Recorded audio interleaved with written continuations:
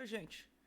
Eu estou aqui gravando esse breve vídeo aqui só para comentar com vocês um pouco sobre algumas características reais de amplificadores operacionais, pois até o momento, né, na parte de aplicação deste dispositivo, ainda foi explorado apenas as características, ele com a sua estrutura idealizada, né, impedância de entrada e ganho infinito, impedância de saída nulo. Mas ainda assim, há outras características desse amplificador operacional que são interessantes da gente estar descrevendo, pensando numa futura utilização real desse dispositivo. O primeiro tópico que eu vou estar trabalhando aqui é relacionado à saturação da tensão de saída, pois a gente sabe que, de acordo com a estrutura de realimentação, com a escolha dos resistores ali na realimentação negativa, a gente consegue definir qual seria o ganho que a gente ia aplicar na tensão de saída VO. Então a gente aplica uma tensão de entrada VI e teria a partir da função aqui, a partir dos elementos da realimentação negativa aqui desse amplificador, uma relação de ganho que modificaria essa tensão de saída VO. Bom, mas não é possível fazer esse ganho indefinidamente. A gente tem limites de operação para isso. E aqui eu trouxe até um parâmetro da tabela aqui do amplificador LM741, onde os seus limites típicos aqui, ó, de saturação são na casa aqui de mais ou menos 13 a 14 volts. Ele até varia um pouquinho de acordo com a carga RL, mas é interessante observar que esses valores são próximos ao valor aqui da sua tensão de alimentação. Essa tensão VS aqui, ó, ela é aquela tensão aqui mais 15, e aqui, se eu fosse colocar uma alimentação simétrica, menos 15 volts. É comum, tá, que essa excursão da tensão VO seja próxima da variação do range aqui da tensão de alimentação, tá? Nunca superior a essa banda. Então, por exemplo, se eu tenho é comum ter amplificadores operacionais com alimentação assimétrica, por exemplo, 0,5 volts. Então, na hora de fazer a análise e o projeto dessa estrutura, é importante considerar que essa saída também ela tem que estar limitada aí a esse range, a 0 até 5 volts. Então, aqui sobre a saturação da tensão de saída, é prestar atenção que quais são as tensões que alimentam esse amplificador operacional, pois um pouco abaixo desses valores, tá? O seu amplificador operacional ele já não vai ter aquele funcionamento linear. Ou seja, aqui na parte de cima, ele começou aqui a ter uma característica aqui de saturação do sinal. Então é importante prestar atenção nisso daí. O segundo termo que eu quero explorar um pouquinho é denominado aqui, ó, slew rate. Está aqui no título aqui, ó, do slide. Por quê? Porque a gente tem nesses amplificadores limitação quanto à taxa de variação que ele permite aplicar no sinal. Então, se eu tenho um sinal de entrada que tem uma característica de resposta ao degrau, idealmente a saída também teria uma resposta ao degrau. Teria um comportamento também de uma onda quadrada, por exemplo. Mas na prática não é isso que acontece. A gente tem aqui uma limitação de dV/dt aqui que o sistema, que o amplificador operacional consegue acompanhar. O interessante dessa informação é que é geralmente especificada no datasheet. Aqui na tabela aqui recortada também, a gente tem uma característica aqui para esse mesmo amp-op, que esse slew rate é igual a 0,5 volts por microsegundo, ou seja, caso a máxima variação que esse amplificador realiza em 1 microsegundo é de 0,5 volt. Então, mesmo que eu aplique um sinal com uma taxa de variação maior, ele vai ter essa limitação aqui na sua resposta. Isso gera como consequência uma distorção no sinal de saída.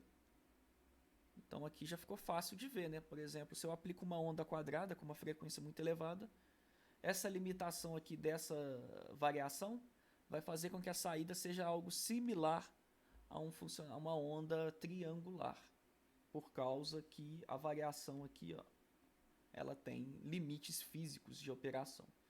Quanto melhor a classe do amplificador operacional, maiores são esses valores típicos, tá bom?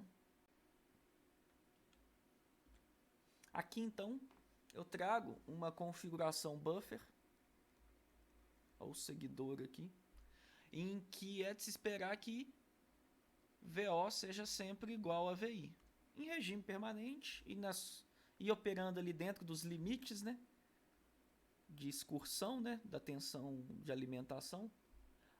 Essa afirmativa é verdadeira.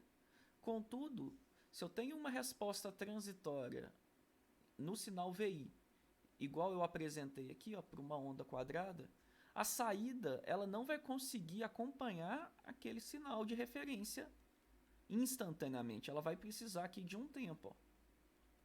Então aqui, ó, qual que seria essa derivada dessa onda pontilhada aqui? Ela tenderia ao infinito.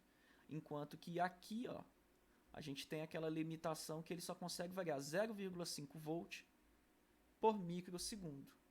Então, se o sinal aqui de entrada, por exemplo, fosse de 0 a 1 volt, esse sinal aqui na parte de baixo aqui, ó, da saída, ele ia demorar 2 microsegundos para chegar no valor aqui de... Não seria nem aqui não, seria mais um pouquinho antes.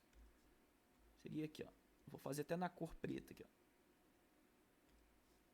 Aqui, ó. Aqui foi o tempo que ele demorou para chegar. Então, aqui ele gastou o quê?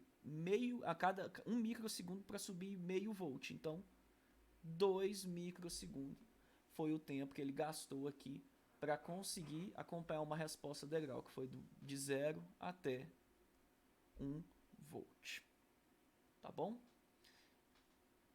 É comum a gente verificar essa característica de slew rate também, considerando sinais senoidais aplicados à entrada.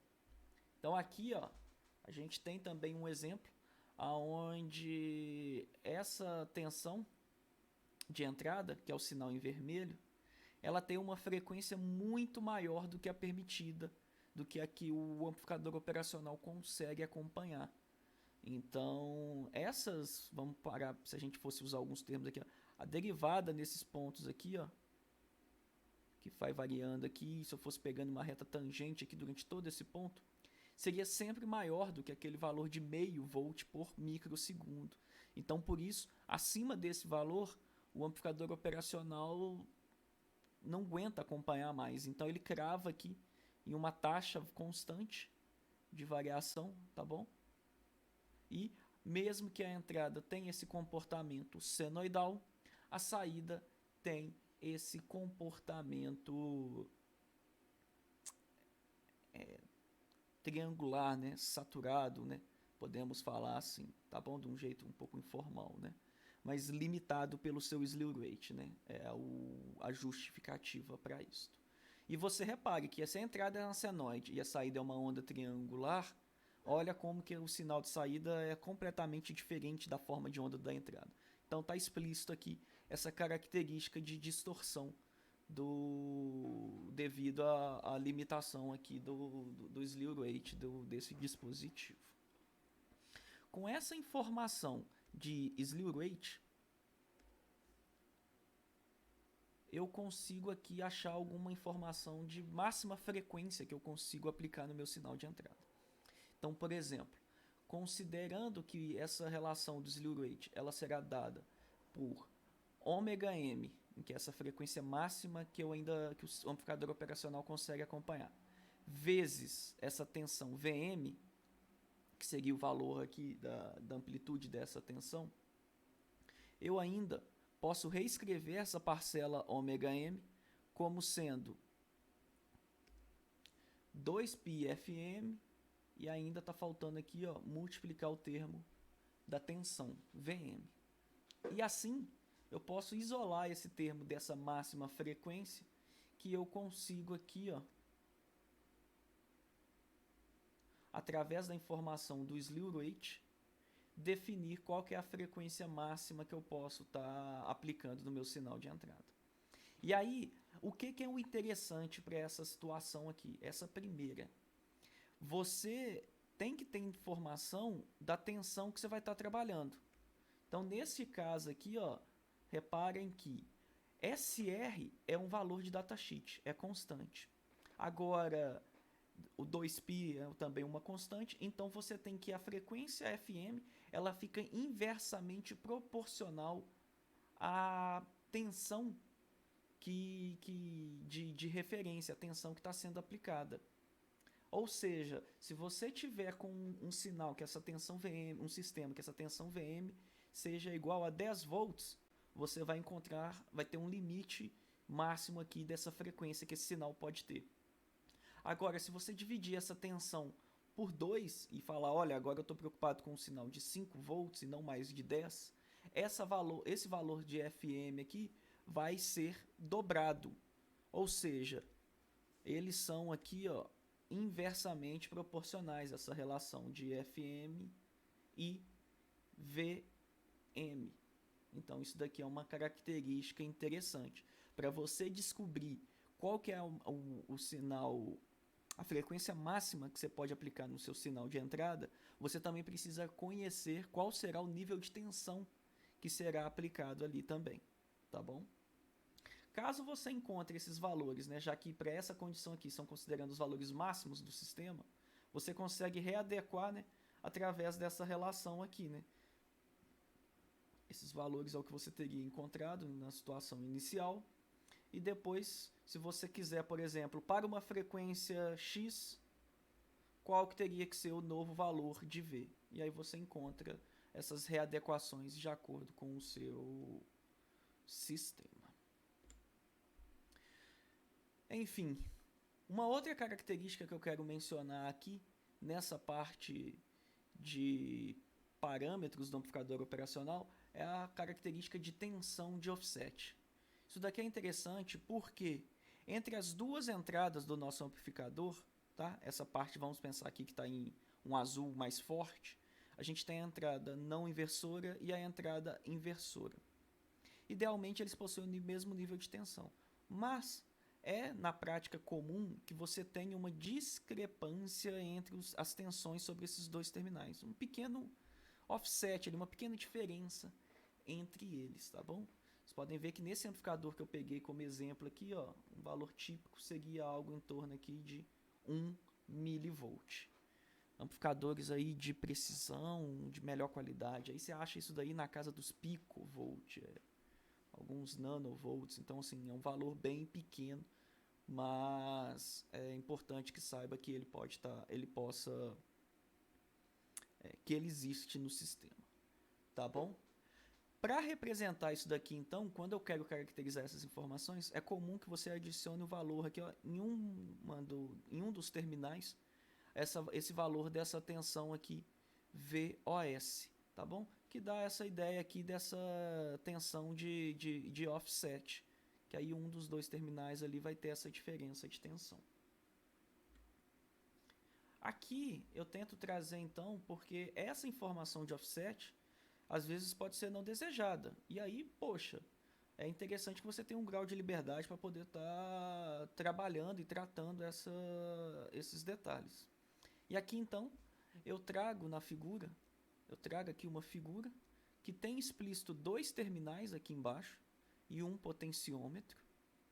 Então a gente consegue, eu vou colocar um marca-texto aqui que eu acho que fica mais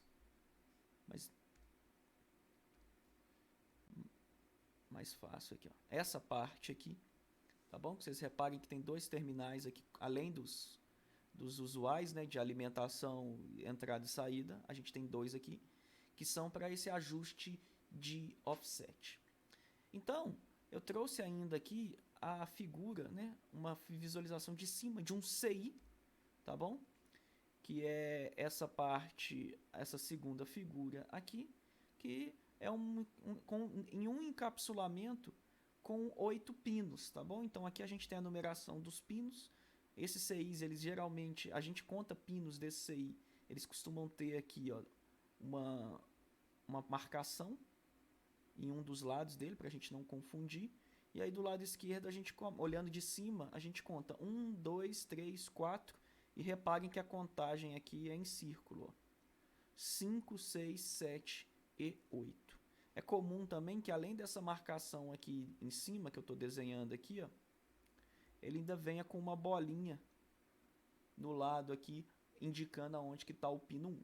Mas a parte importante ainda é saber essa contagem aqui, o sentido dessa contagem, para que fique fácil depois de vocês atribuírem os pinos corretos aqui ao respectivo diagrama esquemático. Enfim, olhando esse componente aqui, então, nós temos um CI de 8 pinos e ele tem um amplificador operacional aqui dentro. E aí, dentre esses diferentes pinos, nós temos aqui, ó, vou lá usar o marcador de novo. Nós temos a entrada no pino 2, a inversora e a não inversora no pino 3. E a saída no pino 6. Então é até comum aqui às vezes fazer uma numeração aqui, né? Saída pino 6, entrada inversora 2, entrada não inversora 3. Alimentação positiva no pino 7, a negativa no pino 4. Reparem que como eu alimento essa fonte com mais ou menos, eu alimento, desculpa, esse amplificador com uma fonte simétrica, né, mais VCC e menos VCC, não há nem a obrigatoriedade de eu conectar o pino terra nesse circuito.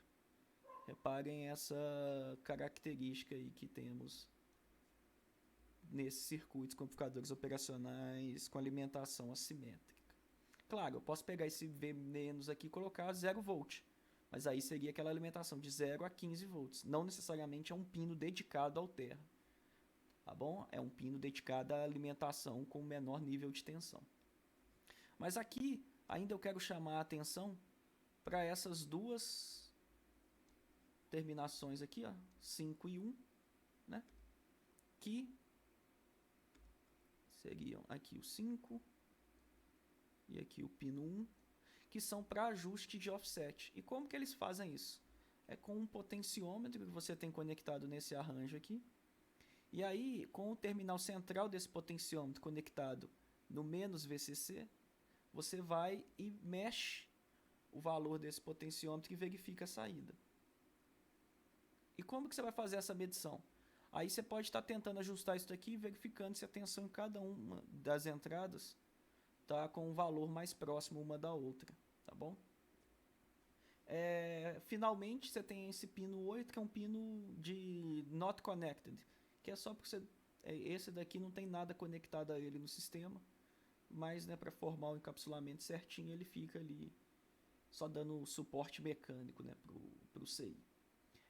Aqui ainda eu fiz questão de trazer uma terceira ilustração, porque esse amplificador operacional que a gente trabalha com esse desenho em caixa aqui, essa caixa preta aqui, mesmo ela sendo azul, né, a gente usa o termo caixa preta, né, que a gente não se preocupou com nenhum parâmetro dentro dela. Quando a gente pega o processo construtivo do amplificador operacional, a gente vê que ele nada mais é do que um arranjo de diversos estágios de transistores. Pode ser transistores bipolares de junção, ou então pode ter algumas características aqui até com a utilização de MOSFET. Tá bom? E aqui é muito legal, porque é possível compreender o funcionamento do amplificador operacional a partir dessa análise aqui desse circuito com esse tanto de transistor, tá bom? Não é nada tão elaborado, é algo que tem uma certa complexidade, mas é que também depois que você pega o jeito para analisar, fica fácil de entender, mas não é o escopo da disciplina de Eletrônica 1. Isso aqui é para quem for do curso de Engenharia Elétrica e trabalha com a disciplina a parte de Eletrônica 2, tá? No laboratório também de Eletrônica 2, a gente trabalha com um projeto de um amplificador de áudio, e aí a estrutura aqui de desenvolvimento do projeto é um circuito similar a esse aqui, tá? Eu vou até deixar um vídeo, caso alguém tenha interesse, de uma descrição inicial dessa parte aqui, mas apenas como curiosidade. Eu não é obrigatório para esta disciplina, mas caso alguém tenha curiosidade, só de ver um vídeo, uma explicação inicial, eu passo um materialzinho também para saciar essa curiosidade. Aqui, eu só quero finalizar essa parte destacando, né, os pinos, da mesma forma que eu fiz com a parte do encapsulamento. A entrada fica entre uma parte aqui e a outra aqui. Esse arranjo aqui, ó, é um arranjo que é denominado par diferencial.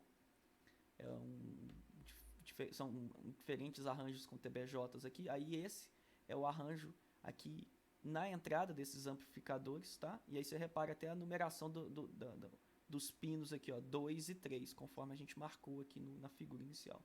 A saída aqui no pino 6, a alimentação positiva no 7 e a negativa no 4. E aí, ó, a última parte aqui, ó, é esse offset aqui, ó, que são nos pinos 5 e 1. E aí, a adição do resistor por fora ali, né, que aí ficou um potenciômetro, né, conectado aqui, que aí ele ficava aqui e ligava nesse nó aqui, né, que tá do menos V. Eu conseguia ajustar o valor dessa resistência nesse ponto e aqui equalizar a diferença de tensão que eu ia ter nesse ponto aqui da base de Q1 e da base ali desse transistor Q2, tá bom? Em laboratório, num protótipo em protoboard e tudo, dá para fazer essas análises e verificar esse funcionamento. É uma coisa legal de se fazer também. Aqui a gente explora um pouco a parte de imperfeições CCs relacionadas à corrente nos terminais de entrada do amplificador operacional. E aqui, só para começar a explicação, eu tenho duas situações.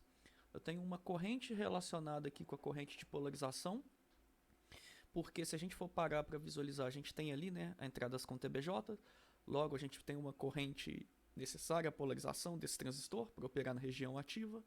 E aí, no datasheet, a informação de corrente de polarização é um valor, tá, obtido a partir das médias das duas correntes, IB1 e IB2.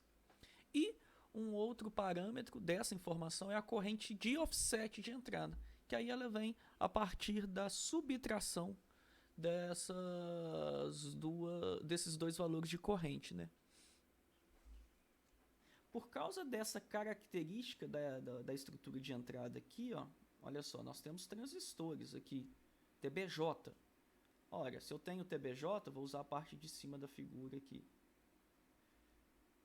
Na análise que a gente fazia, a gente lembrava que essa corrente do coletor era igual a beta vezes IB.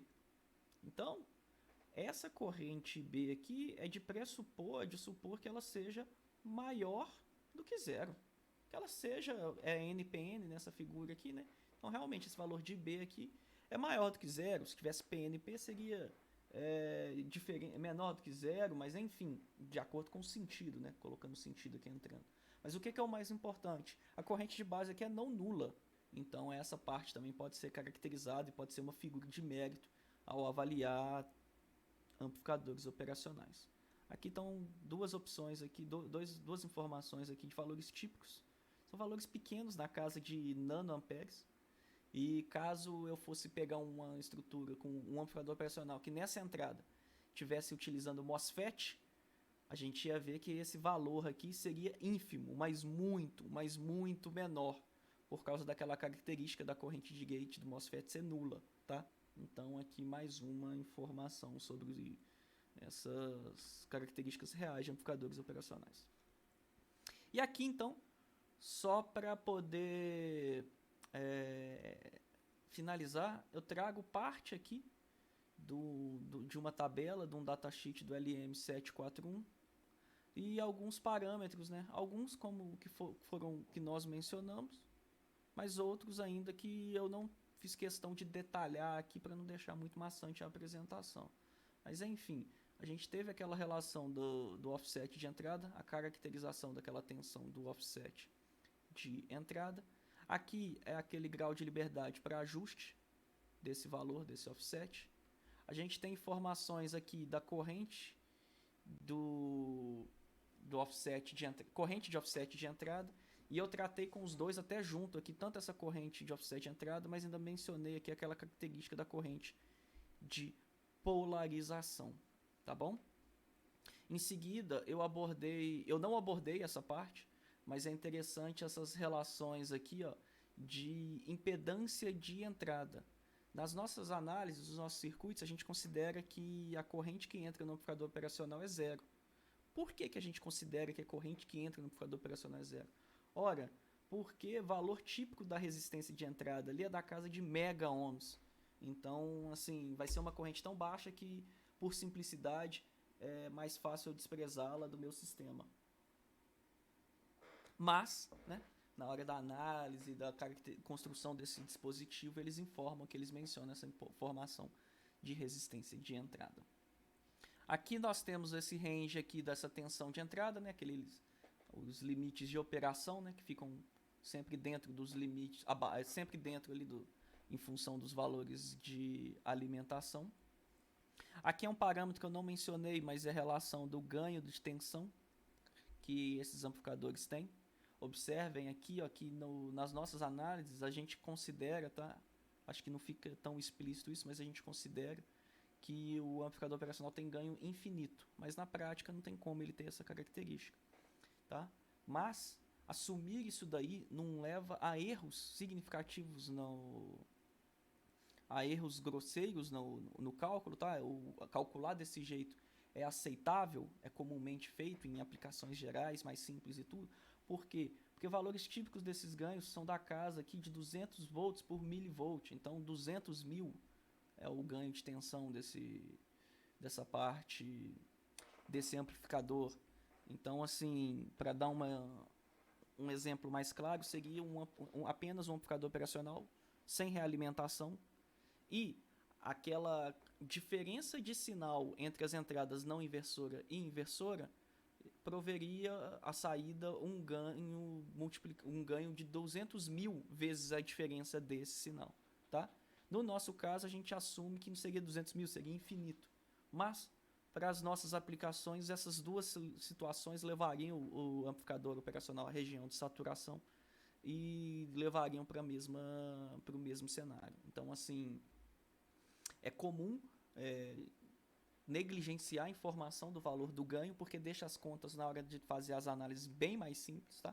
Mas é importante saber que elas existem. E aqui no datasheet eu estou destacando isso aí para vocês. Mais uma vez aqui, agora a informação dessa tensão de saída, né? A excursão que ela pode ter também, né? No caso aqui para dois valores diferentes de RL, né? Parece que quanto maior o valor de RL, quanto menor a resistência de saída, né? Maior a corrente que está alimentando a carga. E aí a gente tem aqui modificações também nesses níveis de tensão, tá bom? Mas de um modo geral, se você alimenta ali com mais ou menos 15 volts, se o seu sistema estiver operando ali até dentro, a saída estiver dentro de mais ou menos 11,5, 12 volts, o seu sistema ali você não vai ter problema aqui com essas preocupações. Até porque baixar demais essa resistência aqui tem um limite, porque amplificadores operacionais são para alimentar circuitos de baixa corrente. Então não vai dar para reduzir muito também essa resistência, porque senão a corrente fornecida à saída vai ser muito alta, né? Aqui, ó, até o próximo item, olha. Essa corrente aqui de curto-circuito de saída é no máximo 25 mA. Ele não vai fornecer um valor superior a isso.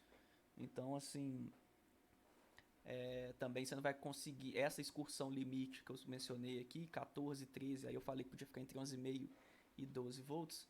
Ele também não vai variar, não vai descer muito disso, porque a corrente de saída aqui também é limitada em 25 mA. Esses outros dois parâmetros aqui que eu tenho, eu não vou nem destacá-los aqui, eu vou destacá-los dessa forma, que é esse primeiro aqui, essa razão de rejeição de modo comum, que é o CMRR. E essa razão de rejeição aqui da tensão de alimentação, que é o PSRR,